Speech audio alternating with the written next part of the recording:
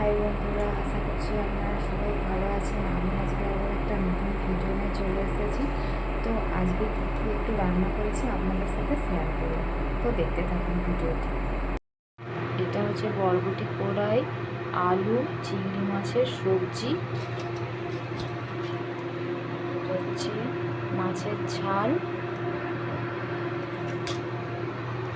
আর এখানে করেছি চাটনি টমেটো আম দিয়ে আর মাছ ভাজা।